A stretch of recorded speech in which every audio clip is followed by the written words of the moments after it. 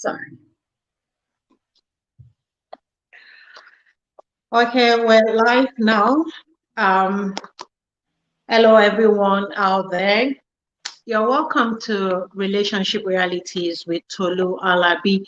This is where we talk about real issues, real life issues, and we say it as it is to be a blessing to everyone out there. I'll say it again. The Bible said, "This is the day that the Lord has made, and so we'll rejoice and be glad in it."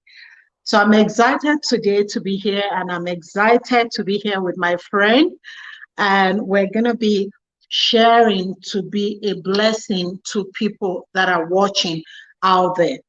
And so I'd like to introduce my guest. Um, she's already there. Okay, so I'm just going to allow, probably I'm going to allow Tami introduce herself. No, I'll do that. So Tami, have you checked? I need you to check if it's showing on your page. Okay. Do you want to check on your phone? Yes. Let me check just one moment. Okay. Make sure you don't go off.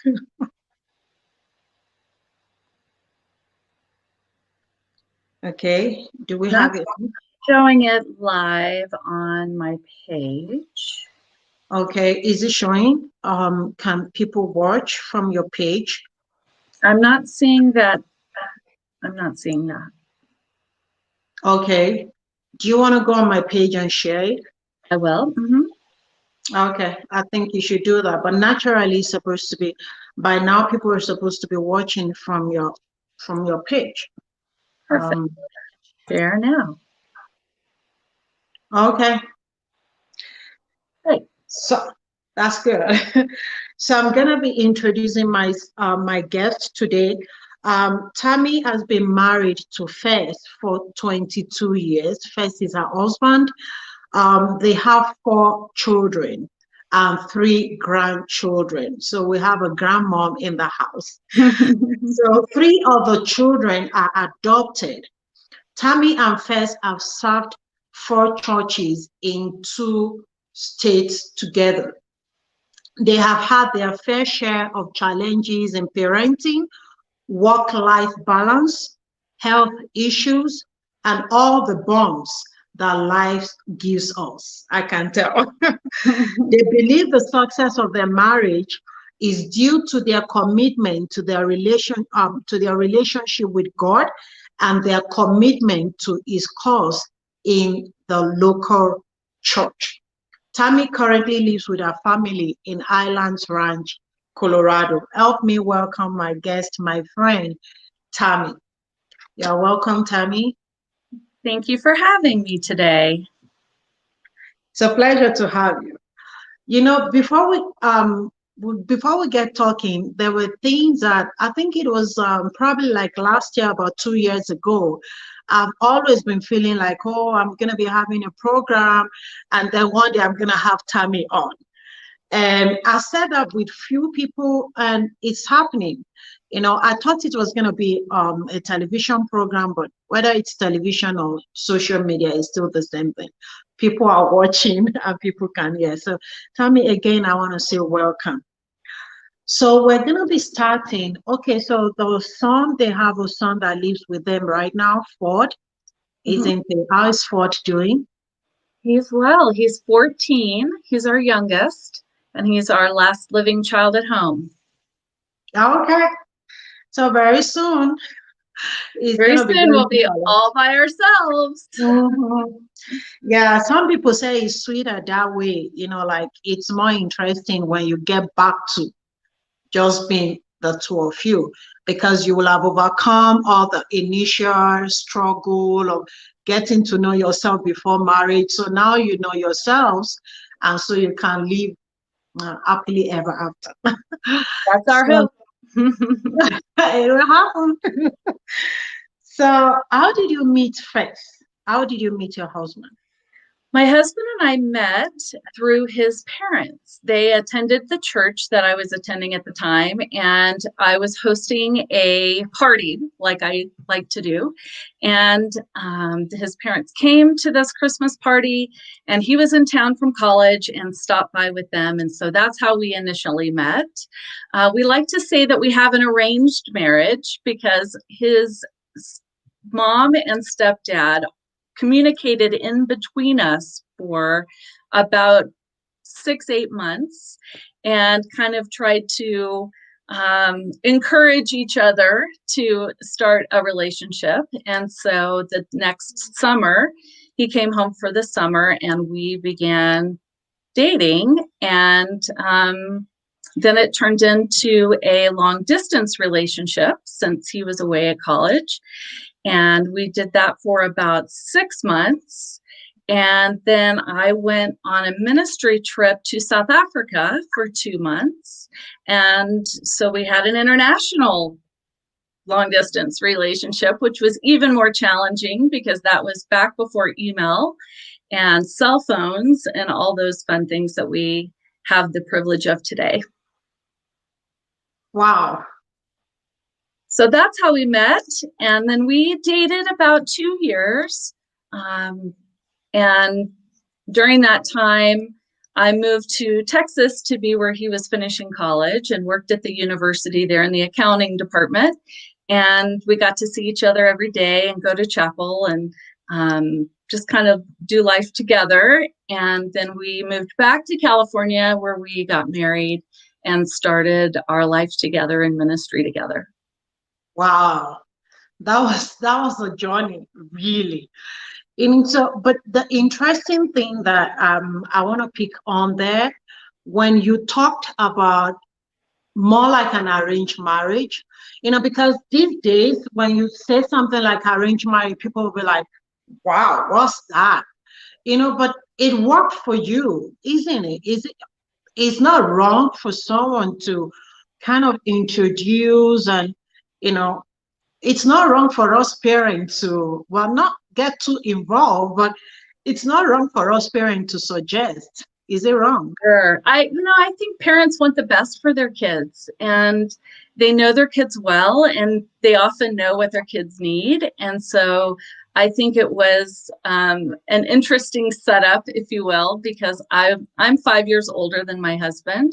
And so I wasn't really looking at dating college guys at the time. I was a working professional. And so it was not something that would have ever occurred to me to date my husband. But after I met him and got to know his heart and got to see what was most important to him and his values, it was something that I was looking for in a future relationship.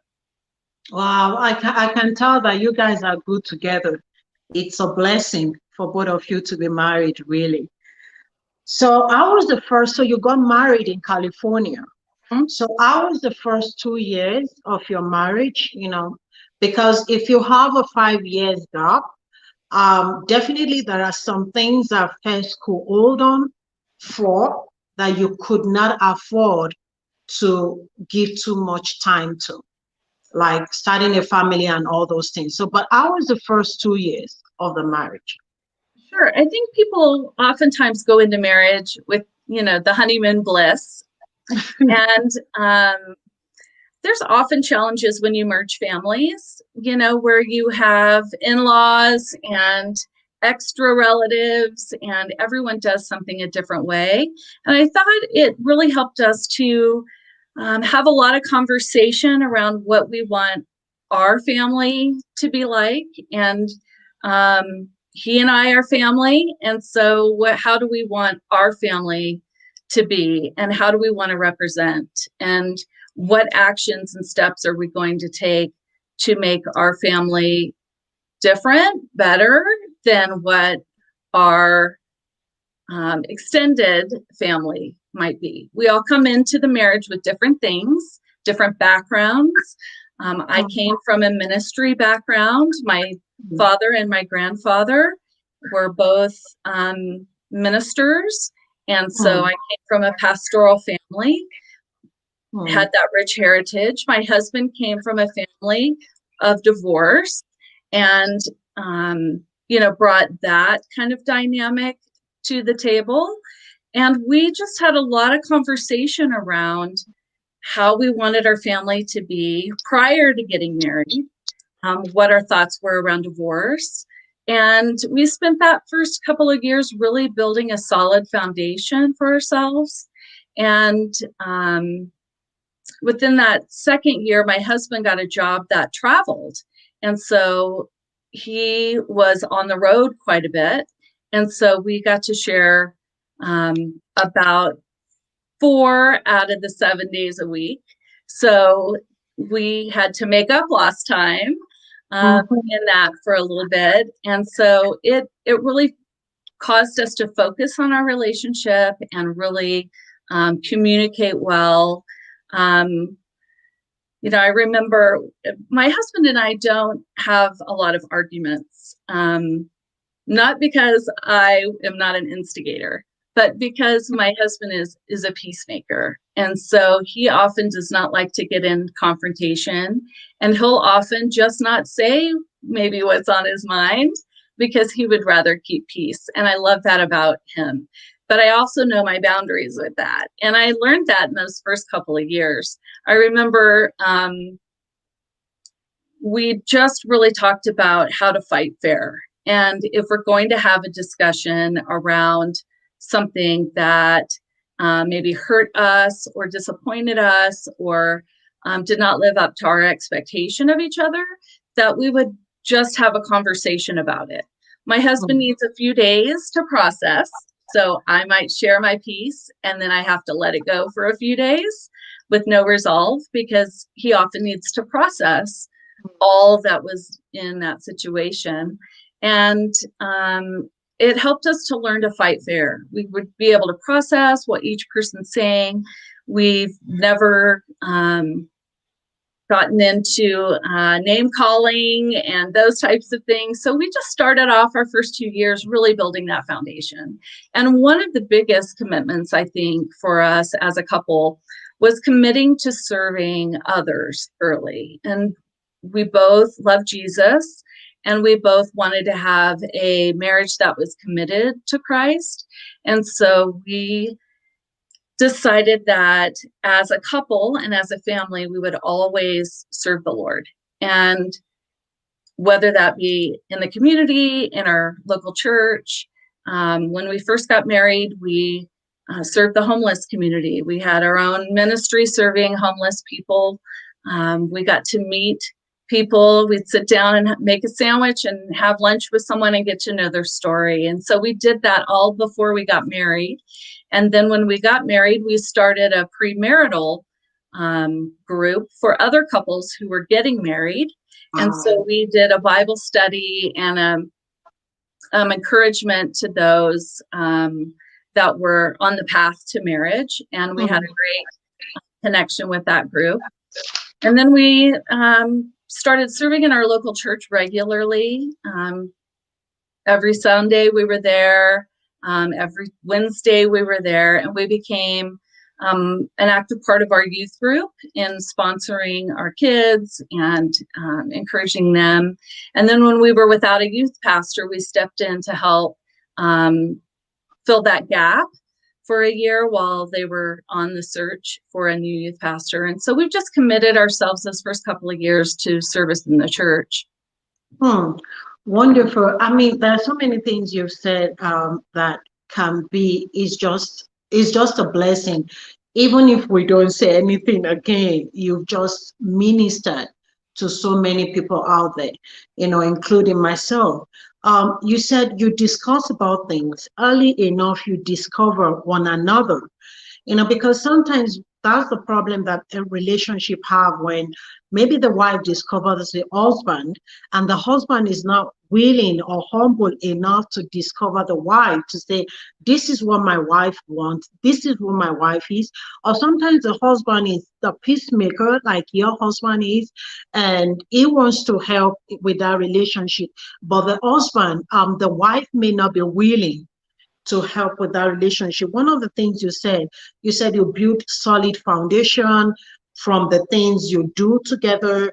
You talk about when you say something, it takes days for him to process, but you have the patience to wait, not insisting that because, oh, I'm the kind of person that give response. Now my husband should be like that. You have that understanding of who he is, and you have to step up your patience to wait for the few days.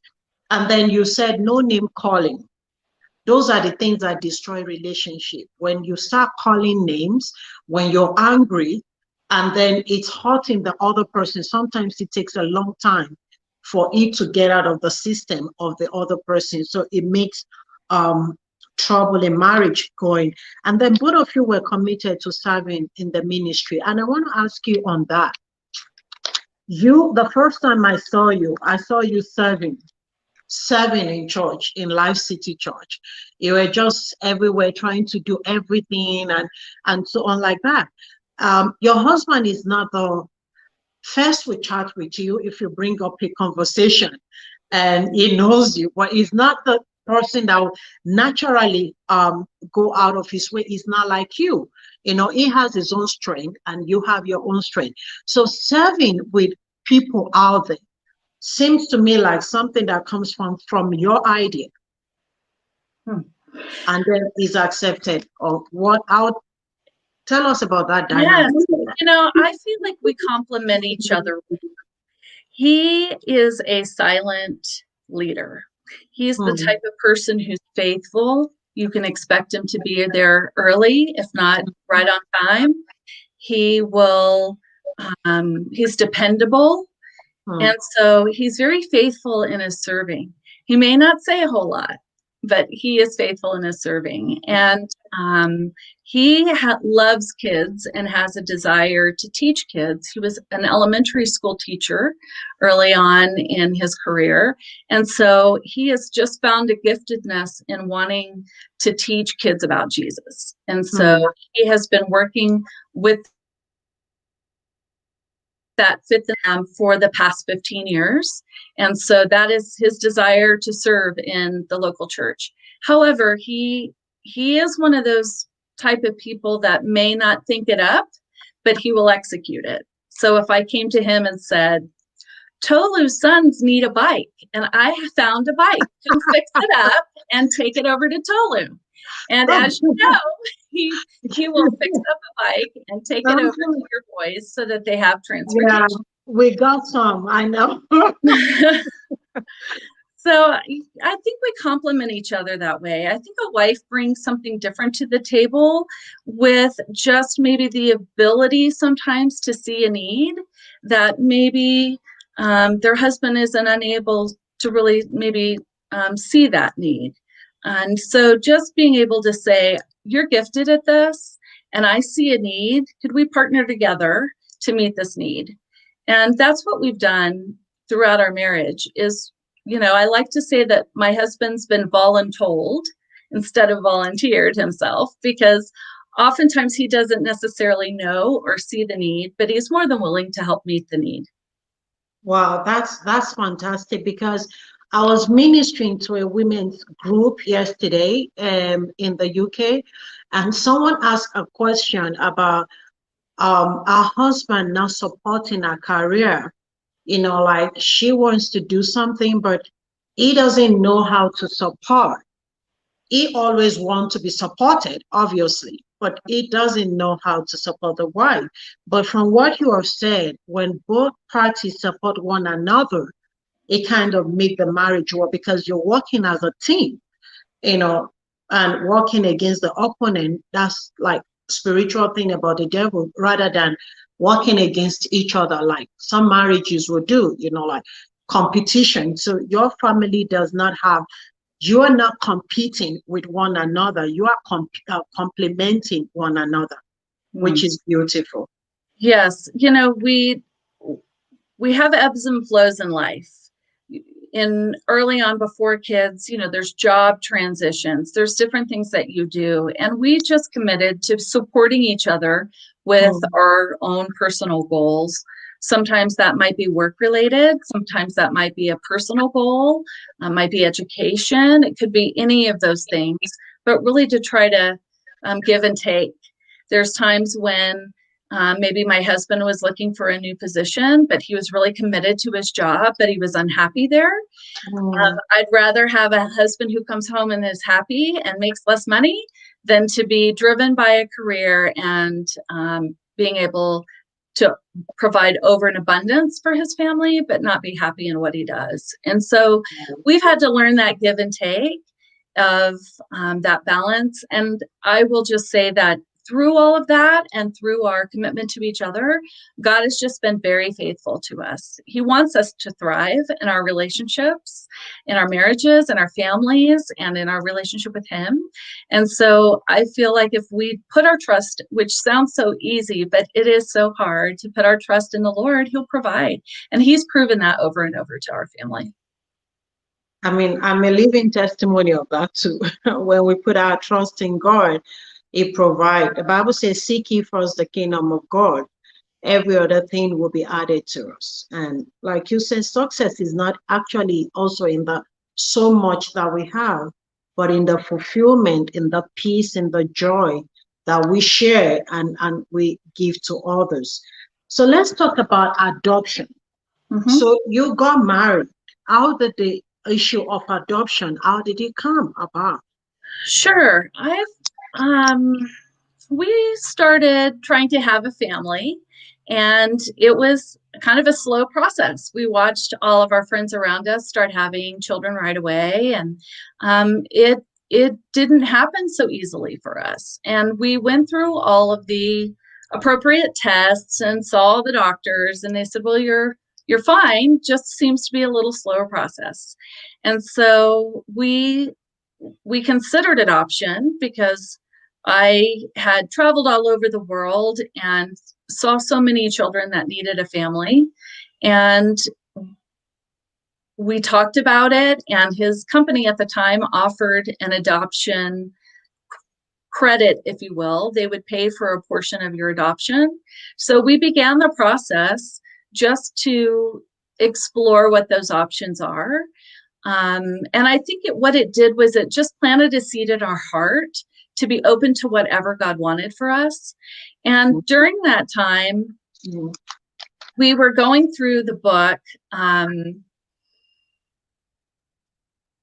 can't think of the name of it at the moment, but Purpose-Driven Life. So we were going through the book, The Purpose-Driven Life, and really talking about what our life journey would look like. What is between our birth and our death, what is that dash going to look like for us? Are we going to live a life just for ourselves? Are we going to live a life that is about success and trying to, climb a corporate ladder? Are we what do we want for our life? And we really felt God's call into something bigger than ourselves, and not knowing what that would be, we just began praying that, God, you show us what that looks like. And we went to a group, like a small group that was studying the purpose-driven life. And we felt like we needed to make big changes in our life. We were living in a beach town that would not be affordable to our children if we raised a family there. And we decided to sell our home and quit our jobs and move to a new city that was cheaper, and it would allow my husband to go back to college and go to grad school and get a teaching credential in order to be able to teach and change careers. That way he's home instead of traveling for work. And so we just kind of began our life there in this new city, and we connected right away to a local church and began serving in that church.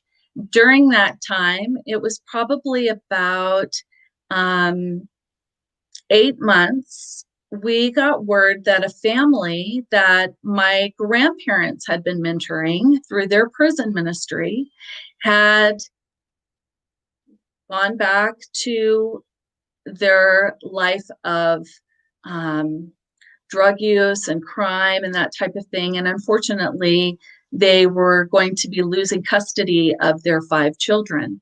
And as my husband and I had been praying for what God would want for us, we knew these children because my grandparents had mentored them. We had spent Thanksgiving, Christmases with them in their state. And on our drive home, it was very quiet. And we pulled into the driveway and we just kind of looked at each other like, we need to be praying. If this is what God wants for us, then he's going to have to open the door. And about a month later, we received a call. We made contact with social services it was at the state of Oklahoma, and made connection with this caseworker who knew my grandfather and felt like this would be a good placement. However, the younger 2 siblings were babies and they were born in another state, so that complicated our circumstances. However, we began to just pray, and we asked the people around us and our church and our life group to pray for us that if this is what God wanted. We don't know. My husband didn't have a job. He was going to school full time. I was working part time at the church. We were renting a small little house at the time after we sold our house before, just trying to find which neighborhood we wanted to live in. So we were renting this tiny little house, and we were thinking, there's no way we could have 5 children, to take care of. And so we just began praying, and God began to open door after door after door. My husband secured a full-time position. Somebody provided a large vehicle for us. One of our family members was getting rid of a vehicle that was a big car that seat everybody. We just had little sports cars. And then we had a friend in the church who said, our neighbor next door has a vacant house. It's big. You could come live with us. And it was a 5-bedroom home, very large, same amount of money that we were paying for our little house. Wow. Then, our church came beside us and said, we'll help. And one of the trickiest parts is that my children are Native American, and there's an Indian Child Welfare Act in the United States that says only Native American families can adopt Native American children. And my husband's family and my family are both Native American. My family just recently got their certification, but my husband's family had kept up with their records throughout the years. And my husband was registered in the Cherokee tribe of Oklahoma, which is the same tribe that the kids were registered in. Wow. And so it was a unique situation. But again, these big things God took care of. And we felt like this was what God was calling us to do. And we knew there would be challenges. We knew that we felt ill-equipped. But as we know, God doesn't always call the equipped. He calls the faithful, and he will equip us. And so we started this journey, fear and trembling, and went and picked up these 3 little girls. They were 10, 11, and 12, and brought them home. On my trip home, I was not feeling well. And I thought it was just nerves. I am becoming, a parent for the first time, and, just a lot of challenges that we were trying to prepare for.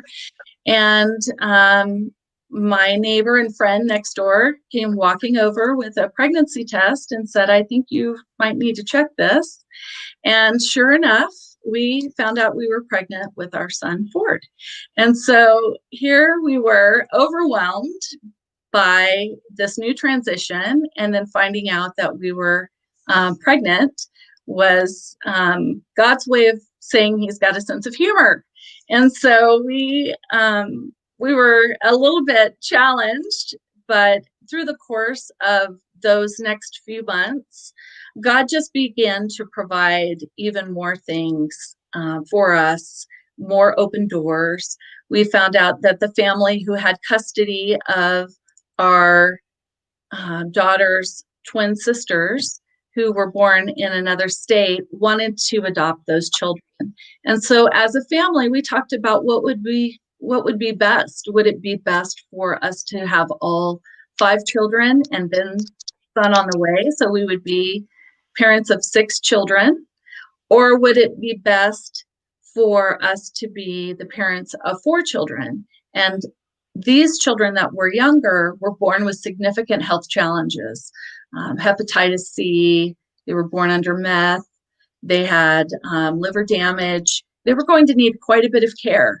And so if we were going to give quite a bit of care to these 2 children, we would not be able to really give the kind of care we needed for our older 3 children who already had a set of challenges with anxiety and depression and born under the influence of drugs and alcohol, trauma, reactive attachment disorder, mental health illness.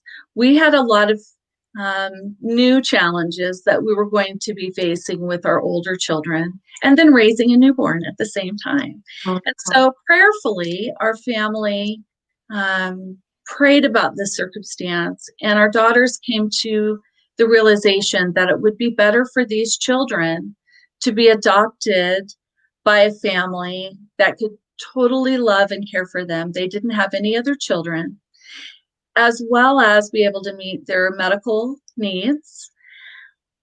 And it would be a closed adoption. So they would only communicate through parents, but not through the biological parents. And our children felt like that would be the best life for what a sacrifice. What a sacrifice, really, for our kids to make that kind of decision. And those girls are a year older than my son now, so they're 15, and they're beautiful girls. They've been raised by a wonderful, godly family, and we feel really privileged that God allowed our 2 families to adopt these children and be able to show them a different way of life centered around Christ, but also to help educate around what's most important and how to become a successful adult in spite of our challenges that you were born with, that you were dealt, that you didn't ask for. But how do you rise above those challenges of living in foster care most of your life, being born under the influence and having medical and emotional challenges? How do you deal with mental health? How do you deal with learning disabilities? And how do you deal with the trauma of not having your natural family and it not being what you had always hoped for? And so then to be put in an adoptive family with all of their family members, knowing that they're not your birth parents and you're an older age, entering into teenagers, that's a big pill to swallow. And so I think for us as a couple, we had to depend on God every single day. And it grew our faith exponentially because we couldn't get through a day without God. I mean, there were times we were on our knees that we were asking God, why? Why did you send us such a big challenge? I know we prayed for something for this, but this was not what we had in mind. And God just reminded us that if we are faithful and that we're obedient, that the regret is much bigger than the obedience and the reward. And so we had to continue with prayer and petition for our kids. And we had to ask for help, which is really hard, to ask your group of friends to come alongside you. And we had to put a support team around us that would be our respite care, because we were living at a high stress level 24 hours a day and raising a little guy.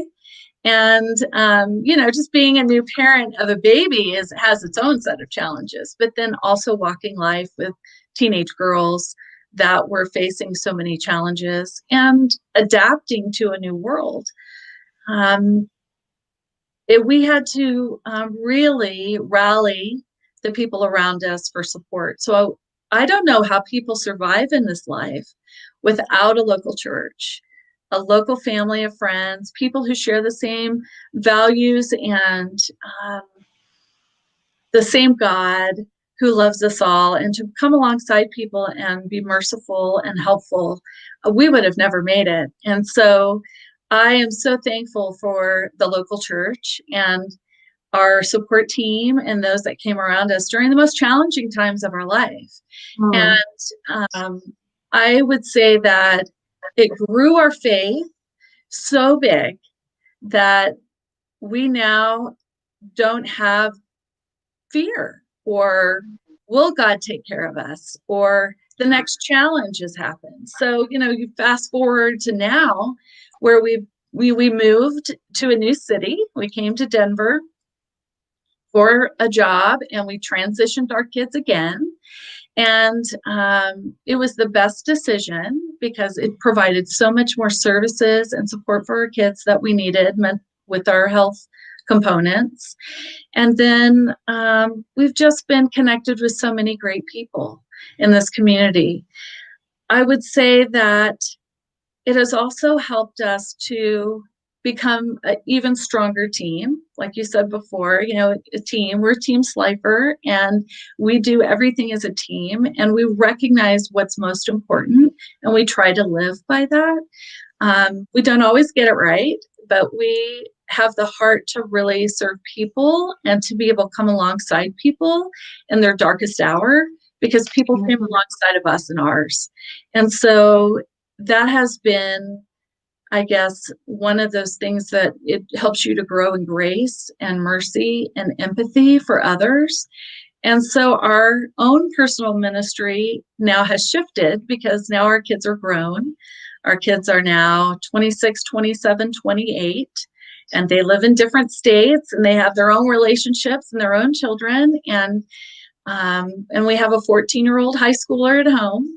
So our ministry has shifted to how can we come alongside others and how can we help others? And God has used our own experiences to help other people. And, this year in particular has been a challenge. The last several years, I've had some health challenges, a job change. And this year we've had another job change and we've had more health challenges. And so I could give you a lot of examples of what those are. But the truth is, through all of that, our faith has not been shaken. So this year, when we were dealt a lot of different challenges, it was never, what are we going to do? It was more of, how's God going to show up? Because we knew that God would take care of us because after the last 22 years, he has taken care of us. And so God has, again, sent people in our path, people who provided for us, our church family who brought weeks and weeks and weeks of meals while we were down in our health. When we were without a job, people just came beside us and rallied and loved on us in many ways. And I say that that's a testament to the local church and to those of faith. And there's something about being in the family of God. And so if you're not around the family of God, I challenge you to get involved in a local church, not just attend, not just show up on occasion, but to really invest in relationships because they can really help take you through this life. And for us now, we really feel like our ministry as a family is about helping others. And so coming alongside others and helping others. And, we can always look back and ask our kids and our family and our friends, what kind of person were they? And I want our family to be someone who's remembered for the sacrificial giving of time and talents and of love to other people. And like I said, we don't always get it right. We have our faults and our own stuff that sometimes we don't always communicate that correctly. We're human and we make mistakes, but I would hope that we'd err on the side of forgiveness and love and grace and mercy and help. And that's, not always, our life is not always based on job success or climbing the ladder or making a lot of money or having the nicest house or driving the biggest cars or, being famous or doing all these big things. But how many lives have you impacted Which as is a most family? important. And so even our own kids have learned that and have been generous in their own spirit. And I would hope that our family is known for the impact that we've made in other lives. And that's really the heart of our marriage and the heart of our lives and what we do every day. That's awesome. You started talking about the adoption. I can say that your minds were open. And that's the thing that I say to people that are trusting God, to have their own babies, is to keep our hearts open, because if we know what we want and we know how to get it, then why do we need God? But our relationship with God is the one we can trust Him and say, okay, this is what we believe in you for, but we're going to leave it to you to teach us or direct us, how we get to where we need to get in life, where God's will be done in our lives. And so to have an open mind is very important, when we're trusting God, because the ways of God is not the ways of man. They're not, they're sometimes separate. You want to have an apple and God feels no, it's an orange you need, to be able to trust God that whatever God leads us to do, that's His will for our lives, and His name will be glorified. Then you said something about asking people for help, the support team, which is very important. People want to do life alone. Like in America, people will say, oh, do you, but it's not just about doing you. It's about being there for other people, that it's important. So the support that people gave to both of you really helped you, like what you said. And one very important thing that I want to also point out from the things you said, you keep saying, we, because it's about the family.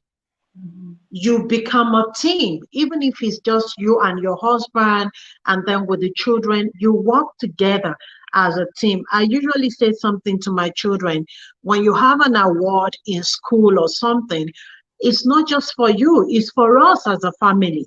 We've accomplished this as a family, because when we think in the family mindset, then it's better for everyone. You're able to do much more for God when you work as a family, isn't it? So let's talk about the health challenge, especially the one for, was it this year? Was it this year or last year? The last fall, Yeah. for me.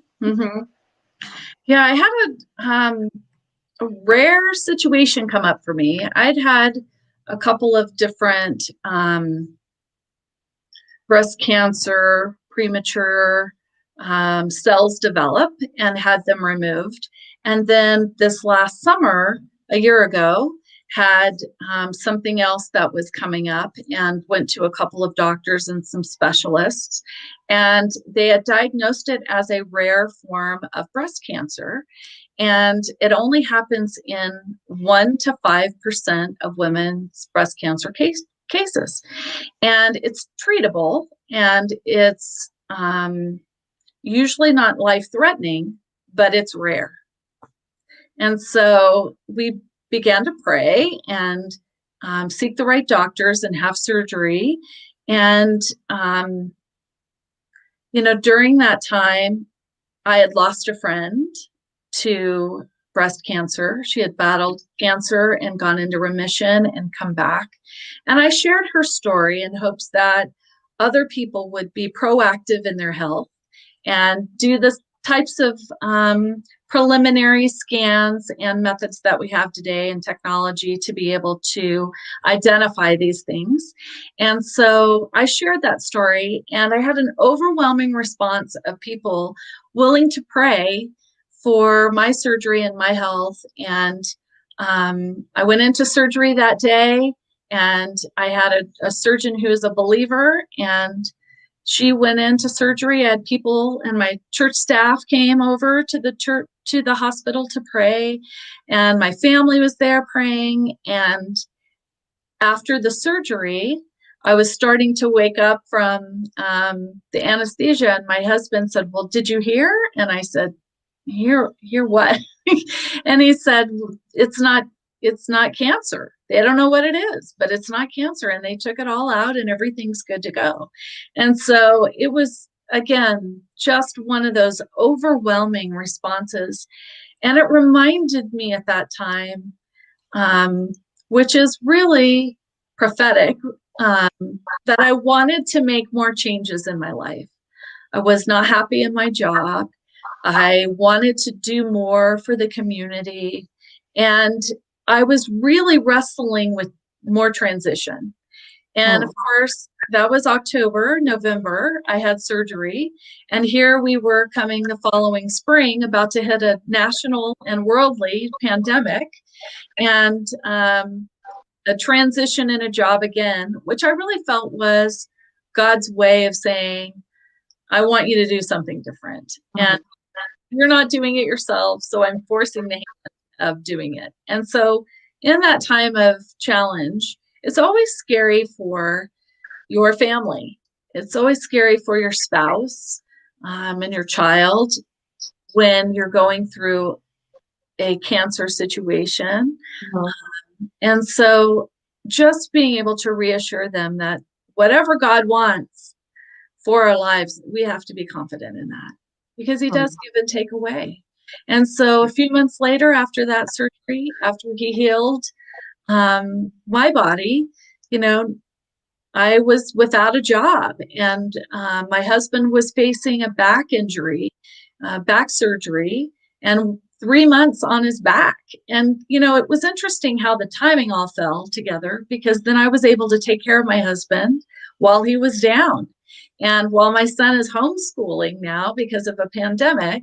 And so it was interesting how what seemed like a catastrophic time in our life really just brought us all deeper together, because we're home together 24/7. We're,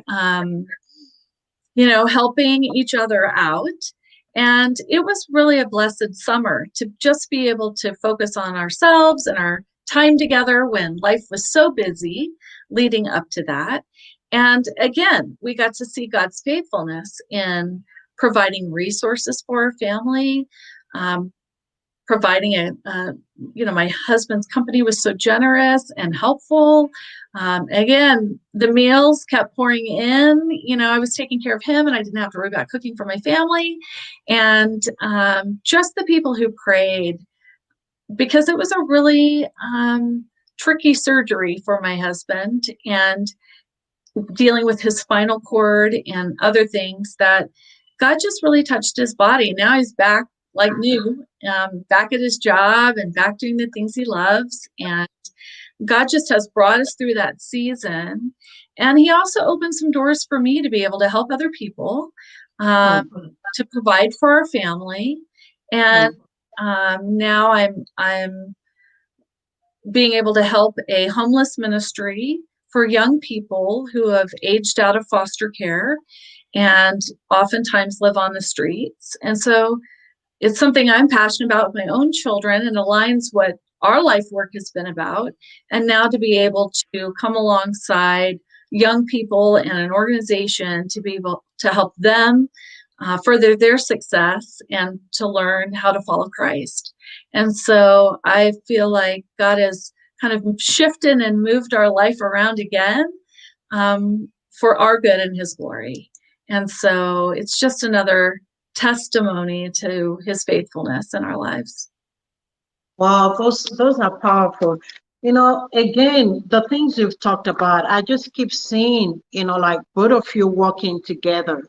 as a team, both of you praying together. The Bible said one will chase 1,000, but two will put 10,000 to flight.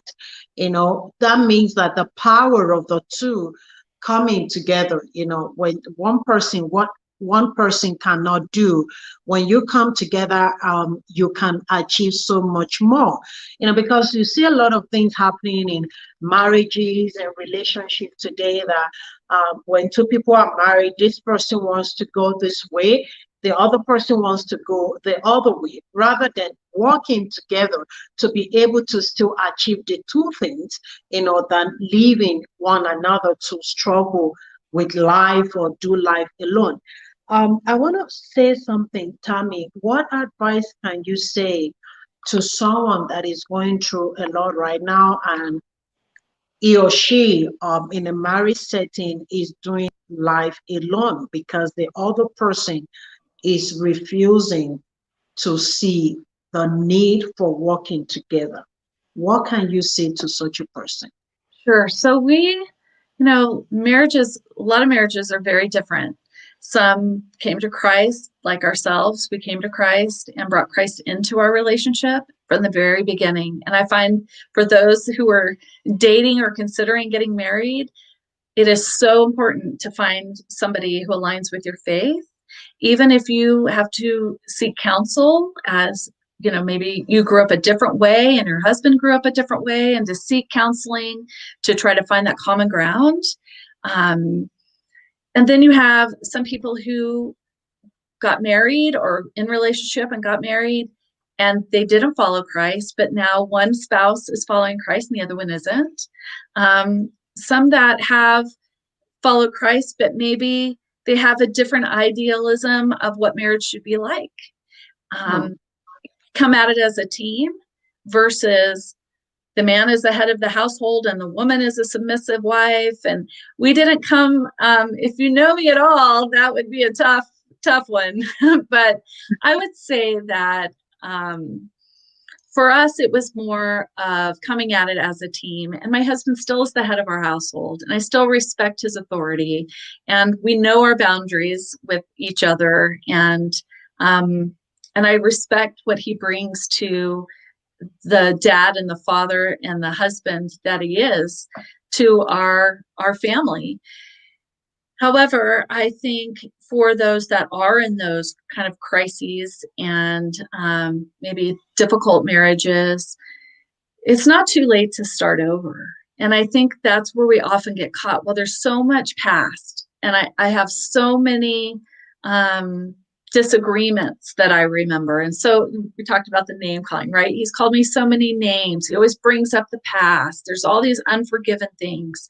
And I think it's so important to know that our God is a God of second chances. And if he does that for us, he can do that in our marriages too. And it takes hard work for sure. But I also feel like if you are someone who is following the Lord and your spouse is not, your faithfulness in praying and loving him the way Jesus would want you to love your husband can earn your husband's respect and love. And instead of pressuring or putting your convictions on your husband, just to be loving, that draws, Christ's love draws people to him. I think of the woman at the well who had this experience with Jesus, and she was so excited about her relationship with the living Savior that she ran to the town and told everyone and started the first revival in the Bible because of her experience with Christ. We can have that same thing with our spouse. Once we have an experience with Christ, we can share that overwhelming amount of love and forgiveness and mercy and grace that he bestowed upon us, on our spouse. That's going to make a big change in your marriage, in your spouse. I fully believe that God will use that for your good and his glory and to draw that spouse unto you. I also feel like there's just life challenges that are going to be thrown at you, and it can definitely throw you for a loop. And I think it's very important to just be faithful. In your marriage, be faithful and committed to your spouse, honoring your spouse, maybe even in spite of what you don't like that they do, respecting them, and being able to come alongside them, even though that's the sacrifice, that's the vows we make, right? For better or for worse. And sometimes we're dealt the better, and sometimes we're dealt the worse. And so that's our commitment that we made to the Lord, to love and cherish this person. And so our commitment to our God is our commitment to our spouse. And so we just have to put it in the right perspective. Sometimes we just personalize our own happiness, and I'm not happy in this. I want this, this, and this, and my spouse isn't living up to it. And oftentimes we have to change our perspective of, does God want us to be happy, or does he want us to be holy? Does he want us to be faithful? And so when we align ourselves with Christ, hopefully our marital relationship will also be aligned. And so sometimes we just have to reframe our perspective in how we view our marriage vows and how we commit to our spouse. And oftentimes that will help us change our heart, to pray for our spouse, to love our spouse differently, to be more understanding, to seek first to understand before being understood, and to be a listener. Wow. You started by saying that people can start all over again. I think is the humility that is necessary for that, the godliness that is necessary, that no matter how bad you've gone, you can always start again. It's always, one can put things behind it, to say, you know what, we're going to put everything that's happened behind us. If the other person needs time to heal, it's good to give people time, to heal. But people can start all over again. Everything, like even career, we start things all over again. So relationship can start all over again. And then you talk about the importance of the local church, which is the key thing, because with that, there's a level of accountability that comes with that. And then you're hearing the word of God. The Bible says faith comes by hearing, and hearing by the word of God. So the consistent hearing the word of God matters a lot. The fellowship with other believers matters a lot. I mean, I was talking to you a few days ago about the life group, like I think it was two we didn't have last week.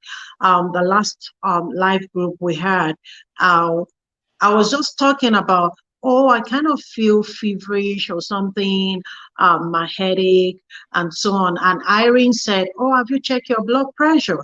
It could be the blood pressure and so on like that. And after the meeting, I checked and I realized my blood pressure was high. And I was able to call her back because she's a nurse and so on. And she said, maybe you should do this and that and that.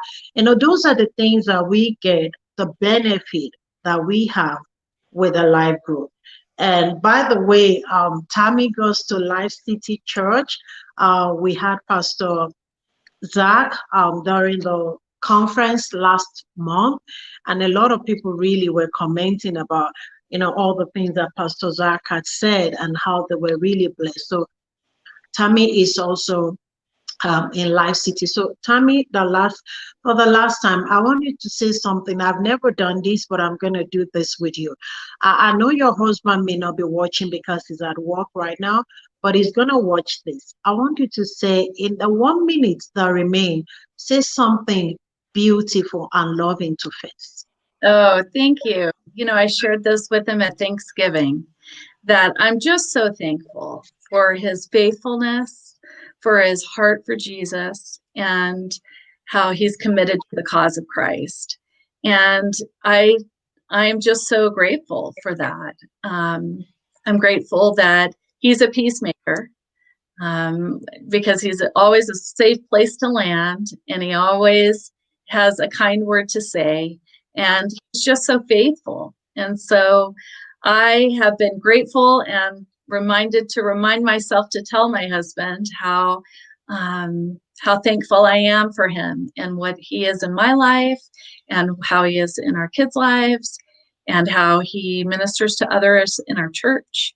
And so I feel extremely blessed that if you would have asked me 22 years ago what I thought our life would be like and what our marriage would be like, this probably wouldn't have been it.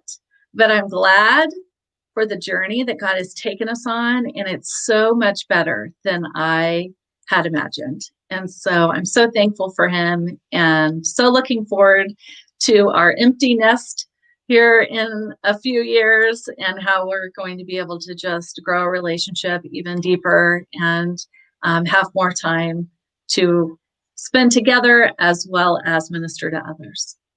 Wow. I want to appreciate you so much, Tami, for coming. Thank you so much. I want to appreciate first too. It's been wonderful. When you talk about the bike thing, it's been helpful to my boys as well. Getting their bikes repaired and so on for them. I really appreciate that. And thanks to Ford. It's just, I think he's the son that is going to keep like his father, with the peacemaking thing and a quiet leader. I cannot see Oh, I that. don't know about quiet Tolu. No, He it's keeps not. us all laughing. So I Yeah, think but he has a gentle spirit. You are right. He does have a gentle spirit and a soft spot for the Lord. And I'm just thankful that God does have a sense of humor. And in the middle of having all these children, he blessed us with Ford. yeah, I mean, that's another thing. When you do good, there is a way God allow good to come to you. You were just going to be there for other person's birth children, and God decided to give you your own. Fantastic. And all the family, I can imagine your house. I can imagine what it must have been with everybody growing up, because I mean, I have three boys and oh my. I tried to run a tight ship. Sometimes I just want to go hide my head. Sometimes I'll just sit down and I'm just crying like, oh, this is so much. But it's just beautiful at the end of the day. Yeah, it's a Thank you beautiful so mess for sure. much. Thanks for having me, Tolu. Thank you so much. So we're gonna see you next week, viewers, for this program. If you want to watch again, you can always watch on our Facebook page, and it's on Tami's page as well. And if you want to reach out to Tami, if you're going through some things and you want her to speak with you, you want her to pray with you, I tell you, she's an amazing lady. And she's going to do just that. You can reach out to her through our Facebook page. And if you want to reach to me, to get you to Tami, please, you can do that. God is using her greatly to be a blessing and to make impact in the life of people. If you're single, you want to get married, you're in a relationship, you're like, oh, is this person going to be the right person? I want someone to be there with me. Tami's gonna be there. She's a wonderful lady. Thank you so much, Tami. Love you so much. Love you. Okay, viewers, bye for now. Bye. Bye. So Tami, just hold on.